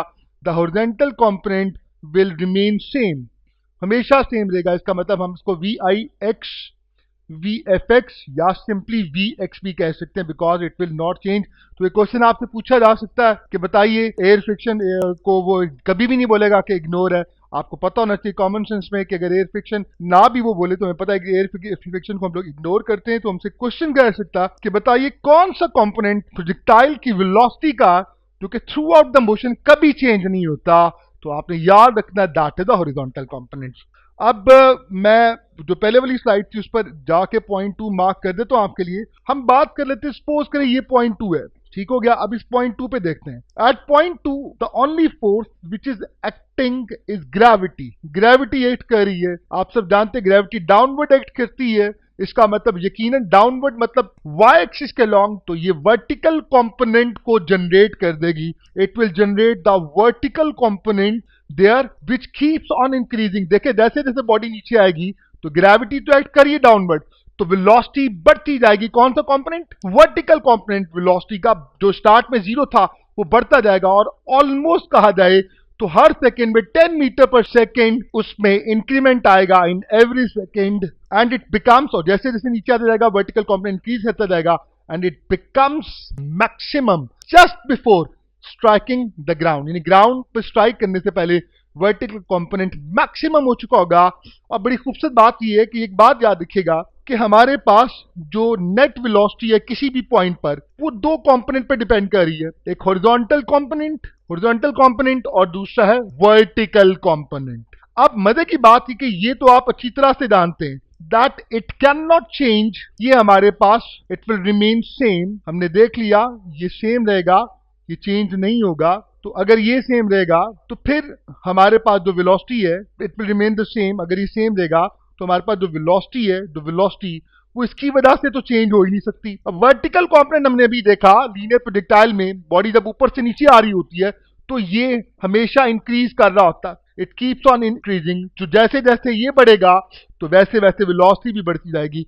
इसका मतलब वर्टिकल कंपोनेंट की वजह से hence it also increases the velocity as well। Velocity को भी इंक्रीज कर देता है। हॉरिजॉन्टल कंपोनेंट कांस्टेंट रहेगा, लेकिन चूंकि Vy keeps on increasing, so velocity keeps on increasing। Next slide की तरफ चलते हैं। जो सबसे पहला वाला पॉइंट है, मैं इस पॉइंट की बात कर लेता हूं। इस पॉइंट पर हमारे पास एंगल ऑफ प्रोजेक्शन 0 है। इनिशियल वेलोसिटी सिर्फ हॉरिजॉन्टल कंपोनेंट है, वर्टिकल कंपोनेंट बिगिनिंग में 0 था। एक्स एक्सिस के लॉन्ग फोर्स 0 है, एयर फ्रिक्शन इग्नोर हो चुकी है। There is no acceleration along the x axis. ये क्वेश्चन पूछा जा सकता है आपसे। सो अब देखते हैं बाकी चीजें। पेपर में अक्सर ये आ जाता है कि हमने अगर इस वर्टिकल डिस्टेंस को, जो हाइट ये अटेन करेगा ऊपर से नीचे आते हुए, जो हाइट ये अटेन करेगा, अगर हमें इस हाइट को मालूम करना हो तो हम कौन सा रिलेशन यूज कर सकते हैं? तो relation to find y, vertical distance covered in time t, तो हम लोग क्या करेंगे? हम ये बात जानते हैं कि इनिशियल वर्टिकली जो कंपोनेंट था वेलोसिटी का वो 0 था बिगिनिंग में। We will use the second equation of motion. यहां पे इनिशियल कंपोनेंट आपके पास वेलोसिटी का 0 था, एक्सलेशन आपके पास आप सब जानते हैं that is equal to g। उसको हम g लेते हैं, जब वैल्यू को प्लेस करेंगे ये चीज 0 हो गई है और हमारे पास जो आंसर आएगा y is equal to half gt²। यहां से हम ये भी कंक्लूड कर सकते हैं that vertical distance is directly proportional to time का स्क्वायर। तो डिफरेंट क्वेश्चन यहां से आपसे पूछे जा सकते हैं। आइए थोड़ी सी प्रैक्टिस करते हैं इस हवाले से। A projectile is launch from a height of 100 metre, तो कीवर्ड है हॉरिजॉन्टली। तो ये लीनियर प्रोजेक्टाइल हो गया। आपको इनिशियल वेलोसिटी गिवन है। ये इनिशियल वेलोसिटी कॉमन सेंस की बात है, इनिशियल वेलोसिटी सिर्फ हॉरिजॉन्टल कंपोनेंट होगा, वर्टिकल तो 0 है। तो वो कह रहा है how much vertical distance it will cover in 3 seconds. तो आपने भी देखा कि वर्टिकल जो डिस्टेंस है y, उसको मालूम करने के लिए we just need to find out the time. तो टाइम हमें दिया हुआ है, हमें इससे भी कोई कंसर्न नहीं है, हमें इससे भी कोई कंसर्न नहीं है। हमारा मेन कंसर्न जो है that is basically the time.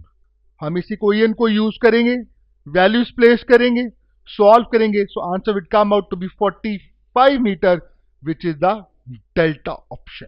अब बात कर लेते हैं, अगर हमें इस हॉरिजॉन्टल डिस्टेंस को मालूम करना है, इसे प्रोजेक्टाइल की रेंज भी कहते हैं। क्योंकि रेंज क्यों कहते हैं? बुनियादी तौर पर प्रोजेक्टाइल को हमने किसी खास हॉरिजॉन्टल डिस्टेंस पर फेंकना होता है दूर, तो इसीलिए मकसद वो होता है, इसलिए हम इसको रेंज कहते हैं। तो अगर आपको x मालूम करना है, तो relation to find the horizontal distance x covered by the linear projectile, तो x डिस्टेंस के लिए हम सिंपल फॉर्मूला यूज करेंगे vx इंटू टी। अब t कहां से आएगा? अभी आपने इसी इक्वेशन से ये जो इक्वेशन मेरे पास है, यहां से अगर मैं टाइम की वैल्यू को कैलकुलेट करूं तो बड़ा आसानी से हम इस फॉर्मूला को डिराइव कर सकते हैं। उसमें क्या होगा, आप वर्टिकल डिस्टेंस आपको दिया होगा, क्लियर हो गए, तो आप y पुट करें, g आपके पास पहले ही मालूम होता है 9.8 मीटर पर सेकंड स्क्वायर या 10 metre per second square. Time निकाल के आप यहां पुट करेंगे हॉरिजॉन्टल, और ये वही है जो मैं आपसे ऑलरेडी शेयर कर चुका हूं। दिस इज द वेलोसिटी, जो शुरू में जो वेलोसिटी दी गई है वो हॉरिजॉन्टल वेलोसिटी है। आप इसकी वैल्यू को प्लेस करेंगे, you will find the answer.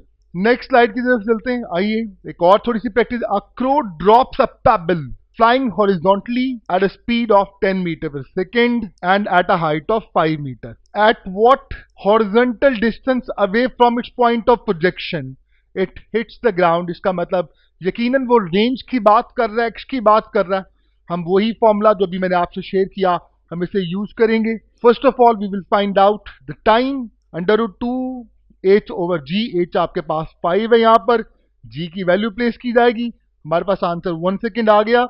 Time को हम we will place over here, then we will find the horizontal range distance that comes out to be 10 metre. So delta is the answer. तो ये थोड़ी सी practice थी। मजीद practice के लिए इंशाल्लाह हम प्रैक्टिस बुक को कंसल्ट करेंगे इस हवाले से। नेक्स्ट पे चलते हैं। हमारा सबसे इंपॉर्टेंट टॉपिक स्टार्ट होता है प्रोजेक्टाइल में। ज्यादातर सवाल एंटीडिस में वो ओब्लीक प्रोजेक्टाइल से पूछे जाते हैं। ओब्लीक प्रोजेक्टाइल क्या है, ये मैं आप सबसे ऑलरेडी शेयर कर चुका हूं कि अगर किसी प्रोजेक्टाइल को इस तरह से लॉन्च किया जाए कि उसका एंगल 0 से बड़ा हो, तो फिर उसकी वेलोसिटी के दो कंपोनेंट होंगे, VIX हॉरिजॉन्टल कंपोनेंट और VIY vertical component. Vertical component इसको ऊपर लेके जाएगा, हॉरिजॉन्टल इसको x एक्सिस के लॉन्ग लेके जाएगा, और ये जो पाथ ऑब्टेन करेगा that would be a parabolic path, curved path like this one। अब मजे की बात ये कि ऊपर जाते हुए, क्योंकि ग्रेविटी तो डाउनवर्ड एक्ट कर रही है, ग्रेविटी तो हमेशा डाउनवर्ड एक्ट कर रही होती है, एयर फ्रिक्शन हमने इग्नोर कर दी, तो हॉरिजॉन्टल कंपोनेंट चेंज नहीं होगा। Through out the motion horizontal component will remain the same. Vertical component के साथ क्या होगा? वर्टिकल कंपोनेंट बिगिनिंग में मैक्सिमम था, लेकिन जैसे जैसे वो ऊपर जाएगा वो कम होता जाएगा। आप देख सकते हैं ये एरो छोटा होता जा रहा है, और हाईएस्ट पॉइंट पर वर्टिकल कंपोनेंट तो 0 हो गया, मगर याद रखिएगा इस पॉइंट पर Vx is not equal to 0। इसका मतलब हाईएस्ट पॉइंट पर सिर्फ वर्टिकल कंपोनेंट 0 हुआ है और हॉरिजॉन्टल कंपोनेंट 0 नहीं हुआ। इसका मतलब हाईएस्ट पॉइंट पर वेलोसिटी 0 नहीं हो सकती, क्योंकि उसका सिर्फ एक कंपोनेंट 0 है, दूसरा 0 नहीं हुआ। अब जब वो ऊपर जाएगा वर्टिकल कंपोनेंट डिक्रीज करता जाएगा, हाईएस्ट पॉइंट पर 0 हो गया। जब बॉडी वापसी का सफर स्टार्ट करेगी तो वर्टिकल कंपोनेंट बढ़ता जाएगा, और याद रखिएगा इस पॉइंट पर just before striking the ground इसकी वेलोसिटी वही हो चुकी होगी जो कि पॉइंट ऑफ प्रोजेक्शन पर थी। फॉर एग्जांपल अगर पॉइंट ऑफ प्रोजेक्शन पर 100 मीटर पर सेकंड थी, तो यहां पर भी 100 मीटर पर सेकंड ही होगी। आइए देखते हैं projected with some angle theta which must be greater than 0, ताकि उसके दोनों कंपोनेंट्स बन जाए horizontal as well as vertical. At the point of projection it has both the components of the velocity. आपके पास हॉरिजॉन्टल कंपोनेंट भी था, you were having the vertical component as well. अब ये बात हम जानते हैं कि एयर फ्रिक्शन को इग्नोर कर दिया है, विच means that horizontal component through the motion change नहीं होगा। यहाँ पर हॉरिजॉन्टल कंपोनेंट के लिए कोई VI cos of theta use हो सकती है, क्योंकि एंगल आपको दिया होगा Fx इज इक्वल टू 0। क्यों 0? क्योंकि फ्रिक्शन आपने इग्नोर कर दी है, एक्स एक्सिस के लॉन्ग कोई फोर्स एक्ट नहीं करी, हॉरिजॉन्टल कंपोनेंट चेंज नहीं होगा। इसका मतलब अगर पेपर में पूछा जाए that in projectile motion acceleration along x axis क्या है, तो वो हमेशा 0 होगी। वी आई वाई, शुरू में वी आई अब 0 नहीं था, v i sine of theta, v y क्या होगा, थ्रू आउट चेंज होगा, ऊपर जाते हुए, बड़ा इंपॉर्टेंट पॉइंट, ऊपर जाते हुए डिक्रीज करेगा, हाईएस्ट पॉइंट पर वर्टिकल कंपोनेंट 0 हो जाएगा, और जब वापस आ रहा होगा तो वर्टिकल कंपोनेंट बढ़ता बढ़ता दोबारा just before striking the ground अपनी असल वैल्यू को दोबारा अटेन कर चुका होगा। ऑब्लिक प्रोजेक्टाइल के हवाले से ये सारे जो मैंने बातें आपसे शेयर की, ये सारे पॉइंट्स आपके लिए बड़े important, you must keep them in the mind while moving upward। जब बॉडी अपवर्ड जा रही होगी, वर्टिकल कंपोनेंट कॉन्टिन्यूसली डिक्रीज करेगा and becomes 0 at the highest point due to the downward pull of gravity. Weight downward act कर रहा था, तो force oppose कर रही होगी वर्टिकल मोशन को, तो वो डिक्रीज करेगा। आइए क्वेश्चन देखते हैं, eight the highest point of the trajectory of a projectile which of the following is 0, इनमें से कौन सा 0 होगा? क्या वेलोसिटी 0 होगी? इंपॉर्टेंट पॉइंट है, आप क्या कहते हैं, क्या वेलोसिटी 0 हो सकती है? देखिए, वेलोसिटी के दो कंपोनेंट्स है, हॉरिजॉन्टल और वर्टिकल। हॉरिजॉन्टल तो थ्रू आउट चेंज ही नहीं होता, इसका मतलब चेंज नहीं होता हॉरिजॉन्टल, तो इसका मतलब वेलोसिटी का एक कंपोनेंट हॉरिजॉन्टल 0 नहीं हो सकता, तो वेलोसिटी भी 0 नहीं हो सकती। Only vertical component of a velocity, बिल्कुल सही है, सिर्फ वर्टिकल कंपोनेंट ही 0 होगा। This is the best option. अब ये बड़ी इंपॉर्टेंट पॉइंट है, ये बड़ा ही अहम नुकता है। देखिए, आमतौर पे क्या होता है, हम सबको पढ़ाया जाता है, हमारे रिफ्लेक्स क्वेश्चन में ये बात बैठ चुकी होती है कि किसी भी बॉडी को ऊपर फेंकेंगे ना, तो हाईएस्ट पॉइंट पर कहा जाए उसकी काइनेटिक एनर्जी 0 हो जाएगी। बच्चों, ये तब है जब बॉडी को लीनियरली सिर्फ ऊपर भेजा जाएगा। यहां पर क्योंकि 2 डायमेंशनल मोशन है, बॉडी के पास हॉरिजॉन्टल कंपोनेंट भी है, वर्टिकल कंपोनेंट भी है, तो याद रखिएगा वर्टिकल कंपोनेंट तो 0 हो जाएगा, लेकिन हॉरिजॉन्टल कंपोनेंट 0 नहीं होगा। तो जब तक वेलोसिटी 0 नहीं होगी, तब तक काइनेटिक एनर्जी हाईएस्ट पॉइंट पर 0 नहीं होगी। हाईएस्ट पॉइंट पर प्रोजेक्टाइल की काइनेटिक एनर्जी कभी भी मुकम्मल तौर पर पोटेंशियल एनर्जी में कन्वर्ट नहीं हो सकती। इसकी भी कुछ सिलसिला प्रैक्टिस करते हैं। मैंने इसके हवाले से, क्योंकि ये आमतौर पे हमारी बुक में ये चीजें डिस्कस नहीं होती और एंटी-टेस्ट में सवाल बड़ी अहमियत के हामिल है, फांगैट में, ई कैट में और इवन एमडी कैट में भी अब इसको ऐड कर दिया गया, तो ये टॉपिक बड़ा अहम है। इंपॉर्टेंट पॉइंट मैं आपसे शेयर कर रहा हूं कि हाईएस्ट पॉइंट पर, अगर हम eight the highest point of the trajectory of a projectile, मैं रिपीट कर देता हूं, the velocity can not be 0, so it means kinetic energy of projectile can not be completely converted into potential energy. So kinetic energy can not be 0 at the highest point. Highest point पर kinetic energy 0 नहीं हो सकती, वो मुकम्मल तौर पे potential energy भी convert नहीं हो सकती। तो ऐसा हो सकता है पेपर में वो हमें कुछ ऐसा सवाल पूछ ले कि बताइए कौन सा ऐसा पॉइंट है जिस पर काइनेटिक एनर्जी 0 हो जाती है, तो याद रखिएगा kinetic energy during the motion कहीं 0 नहीं हो सकती। अब इस हवाले से कुछ और चीज देखते हैं। काइनेटिक एनर्जी के 2 पार्ट्स बन गए, एक पार्ट बन गया horizontal part due to Vx, उसको हम कैसे लिख सकते हैं? काइनेटिक एनर्जी जो x पार्ट की वजह से है, हाफ mvx²। इसका मतलब ये मुकम्मल तौर पे हॉरिजॉन्टल कंपोनेंट पर डिपेंड कर रही है। हम सब जानते हैं कि Vx कांस्टेंट रहेगा, इसका मतलब this part of kinetic energy will never change. So eight the highest point when kinetic energy vertical 0 हो जाएगी। वर्टिकल क्यों 0 हो जाएगी? कोई साफ सी बात है, वर्टिकल में अगर मैं बात करूं वर्टिकल पार्ट Vy की वजह से है, तो हाईएस्ट पॉइंट पर वर्टिकल 0 हो जाता है। तो इसका मतलब जब वर्टिकल वाली काइनेटिक एनर्जी 0 हो चुकी होगी, तब भी जो काइनेटिक एनर्जी होगी उस पॉइंट पर, वो हॉरिजॉन्टल की वजह से होगी एट दैट पॉइंट। वर्टिकल की वजह से kinetic energy point two point, उसका फॉर्मूला हाफ mvy² है। जो ऊपर जाते हुए कॉमन सेंस की बात है, Vy चूंकि डिक्रीज करेगा तो ये डिक्रीज कर रही होगी, और जब ये नीचे आ रहा होगा तो फिर वेलोसिटी इंक्रीज करेगी, तो ये काइनेटिक एनर्जी इंक्रीज करी होगी at the highest point as Vy is equal to 0। So this part is completely converted into the potential energy।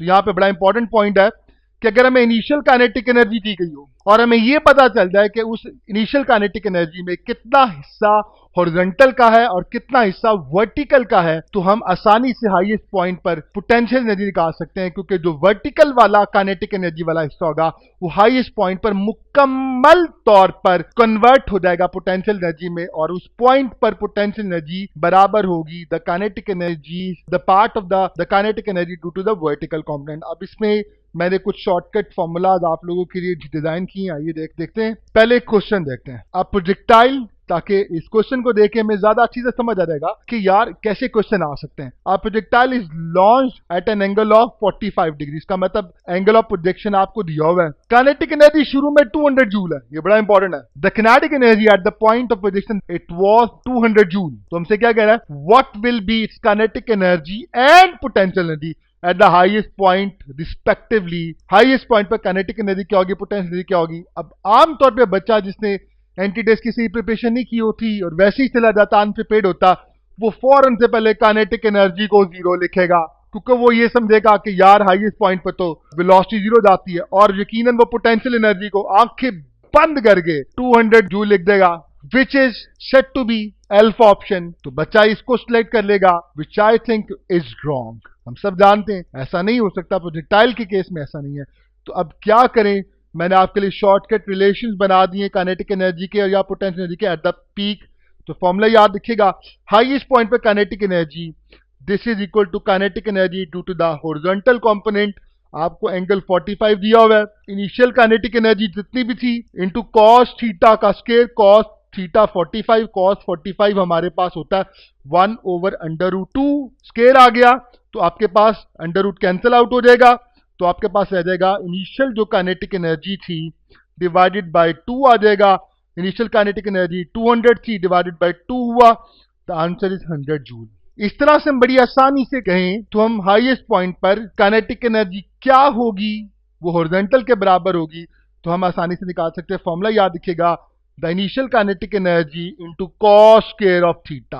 अब अगर हम लोगों ने हाईएस्ट पॉइंट पर पोटेंशियल एनर्जी निकालनी हो तो उसका फॉर्मूला होगा kinetic energy initial into sine square theta. Angle फिर 45 है, अब साइन इन्वॉल्व है, हाईएस्ट पॉइंट पर पोटेंशियल निकालनी है, तो आप वहां पर 45 पुट करेंगे, साइन साइन 45 भी इत्तेफाक आप सब जानते हैं 1/√2 आता है, तो यहाँ पे initial kinetic energy divided by 2 आएगा, तो 200 divided by 2 it will also equal to 100 joule. ये दोनों फॉर्मूलाज को आप लोगों ने याद रखना है, इस तरह से आप कोई भी क्वेश्चन कर सकते हैं। आइए नेक्स्ट स्लाइड की तरफ चलते हैं। अब बात कर लेते हैं हमारी बुक के ओब्लिक प्रोजेक्टाइल के कुछ इंपॉर्टेंट आर्टिकल्स की। हाइट ऑफ द प्रोजेक्टाइल हम सब जानते हैं कि प्रोजेक्टाइल अपनी मोशन में जब मूव कर रहा होता है तो एक खास वर्टिकल हाइट पर जाता है। तो height attained by the vertical height attained by the projectile when it reaches top of its trajectory, that is known as the height of the projectile. इसका रिलेशन हमने बहुत दफा प्रूव किया, h is equal to v i square sine square of theta divided by 2g। इसका मतलब velocity के साथ अगर इसका रिलेशन देखा जाए that will be height is directly proportional to v i square. अगर मैं इनिशियल वेलोसिटी को डबल कर दूं तो हाइट यकीनन मेरे पास 4 टाइम्स हो जाएगी। तो इस तरह के छोटे छोटे क्वेश्चन आपसे पूछे जा सकते हैं। एक बात तो बड़ी क्लियर है कि वेलोसिटी के साथ direct relation, it means more is initial velocity, more will be the height is gonna gain। g के साथ इसका रिलेशन क्या बनता, दैट इज इनवर्स।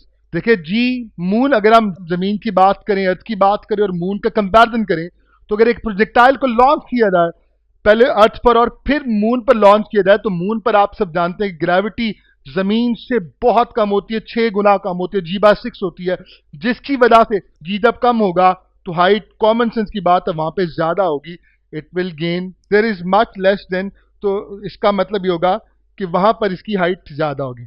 अब एक बड़ा इंपॉर्टेंट पॉइंट, यहाँ पे ट्रिग्नोमेट्रिक रेशियो कौन सी इन्वॉल्व है, साइन ऑफ थीटा। साइन किस एंगल के लिए मैक्सिमम देता है, 90 के लिए। तो याद रखिएगा जब प्रोजेक्टाइल को 90 डिग्री पर लॉन्च किया जाएगा तो उसकी हाइट मैक्सिमम होगी, और मैक्सिमम हाइट क्या हो जाएगी, v i square over 2g at 90। ये जुबानी याद रख लें, क्वेश्चन आपसे पूछा जा सकता है। आइए नेक्स्ट स्लाइड की तरफ चलते हैं। हमारे पास टाइम ऑफ फ्लाइट की बात कर लेते हैं। टाइम ऑफ फ्लाइट क्या है, देखिए पॉइंट ऑफ प्रोजेक्शन से लेकर जब तक वो ग्राउंड को हिट नहीं करेगा तब तक जो टाइम होगा उसके पास, जब वो ग्राउंड को हिट कर लेगा तो पॉइंट ऑफ प्रोजेक्शन से लेकर time to hit the ground जो टोटल टाइम ऑफ फ्लाइट होगा, क्योंकि during that it will be in air होगा, तो उसको टोटल टाइम ऑफ फ्लाइट भी कहते हैं। इसका रिलेशन हम एफएससी में बहुत दफा देख चुके, टी इज इक्वल टू, इसे मैंने जान के 2 times v i sine theta over g लिखा, क्योंकि इसके 2 हिस्से होंगे। याद रखिएगा प्रोजेक्टाइल में हमारे पास 2 हिस्से बनते हैं, एक हिस्सा बनता है हाईएस्ट पॉइंट तक जाने का, इसको मैं फर्स्ट पार्ट कह देता हूं, और एक ऊपर से कहा जाए तो नीचे आने का सेकंड पार्ट कह सकता हूं। तो याद रखिएगा ऊपर जाने का जो टाइम है वो वही होगा तो ऊपर से नीचे आने का टाइम होगा, इसीलिए it is double of that. तो ये जो टाइम है इस टाइम को इधर आप कह सकते हैं the time to go to the highest point और the time to come back from highest point to the ground. So this a very important thing, इसको आप लोगों ने याद रखना है. अब इस रिलेशन के हवाले से छोटे से पॉइंट्स देख लेते. Time is directly proportional to v i. इसका मतलब इनिशियल वेलोसिटी जितनी ज्यादा होगी वो उतनी ज्यादा देर हवा में रहेगा, टाइम ऑफ फ्लाइट ज्यादा होगा. जी के साथ फिर इनवर्स रिलेशन आ गया. इसका मतलब मून पर वो ज्यादा देर वहां पर रहेगा क्योंकि जी की वैल्यू मून पर कम होगी. नेक्स्ट स्लाइड की तरफ चलते हैं. Range of projectile. यहां से बहुत सारे इंपॉर्टेंट क्वेश्चन स्टूडेंट्स आते हैं पेपर में.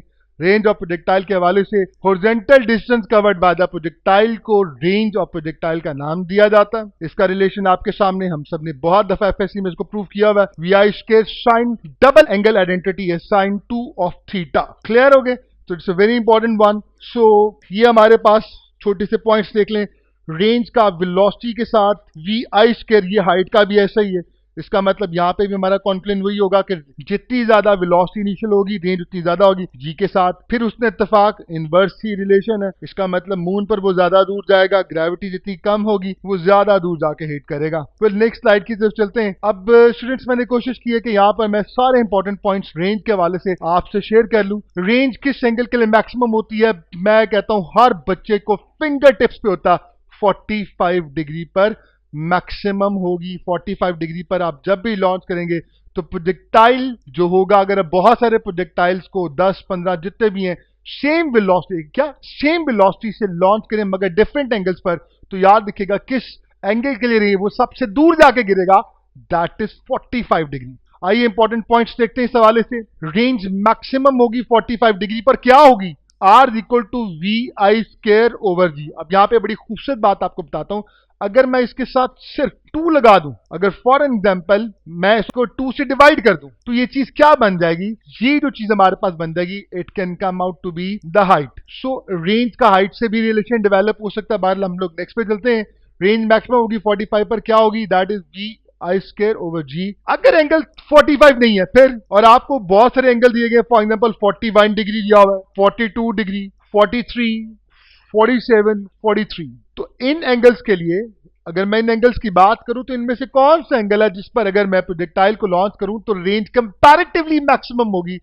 तो इसका शॉर्टकट याद रखिएगा कि 45 पर मैक्सिमम है, तो फिर जो एंगल 45 के करीब होगा, उसके करीब तरीन होगा, उसकी रेंज बाकी सबसे ज्यादा होगी अगर सबकी वेलोसिटी सेम हो तब. तो आप देखिए 43 और 47, ये दोनों 43 2 डिग्री नीचे और 47 2 डिग्री ऊपर है. इसका मतलब दोनों का जो डिस्टेंस है वो 45 से सेम है. इसका मतलब the both will have same range but greater than the rest of them at, because the both are at 2 degree away from 45 degree. तो बड़ा इंपॉर्टेंट पॉइंट है. कभी कभी आ जाता है पेपर में कि बताइए आपको एंगल दिए होते हैं और पूछा जाता है कि इन में से किसके लिए रेंज मैक्सिमम होगी, और बच्चा फौरन से पहले है वहां पे 45 नहीं होता, नन ऑफ दीज भी लिखा होता है. तो याद रखिए आप नन ऑफ दीज को सिलेक्ट नहीं करेंगे, आप फिर ये देखकर फैसला करेंगे कि उनमें से कौन सा 45 के करीब है. इसका एक और शॉर्टकट बताता हूं, आप जुबानी याद कर सकते हैं.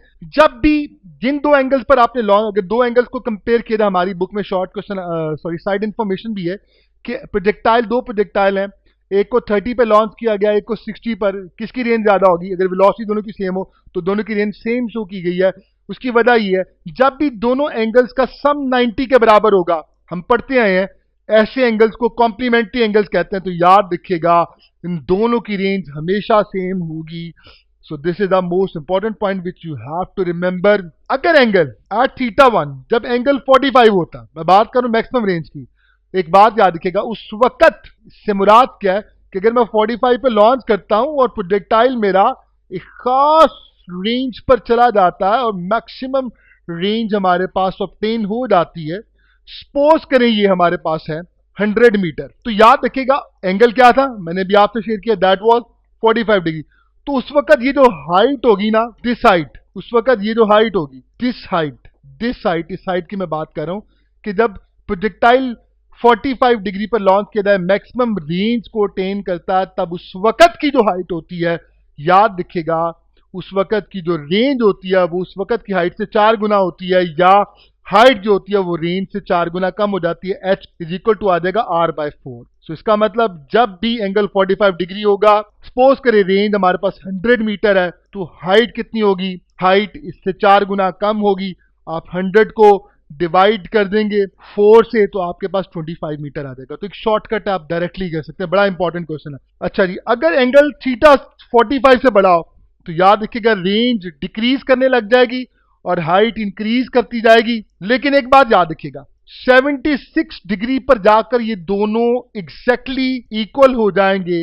हमारी बुक का शॉर्ट क्वेश्चन आंसर भी है। तो पता ही चला कि 45 तक रेंज मैक्सिमम भी होगी और हाइट से 4 गुना बड़ी भी होगी। ये भी बात बड़ी इंपॉर्टेंट है।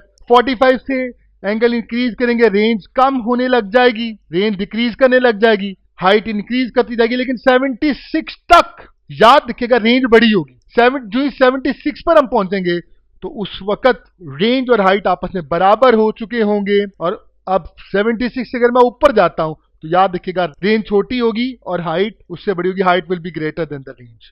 तो इंपॉर्टेंट पॉइंट्स से students I tried my level best के मैं सारी चीजें आपसे शेयर करूं। लास्ट हमारा टॉपिक बैलिस्टिक मिसाइल, हम आप बुक से देखेंगे, इसको जस्ट रीडिंग कर लें। It is an unpowered and unguided missile जिसे आप एक दफा जब लॉन्च कर देते हैं तो आप इसकी डेस्टिनेशन को चेंज नहीं कर सकते। जज़ाकल्लाह students, I hope that you people have enjoyed a lot. This is a very important one. और इसमें हमारे पास एमडी कैट का सबसे इंपॉर्टेंट टॉपिक जो होगा वो प्रोजेक्टाइल होगा। आप इसकी प्रैक्टिस एमडी कैट की प्रैक्टिस बुक से भी कीजिएगा। Wish you best of luck, take care, अस्सलाम वालेकुम।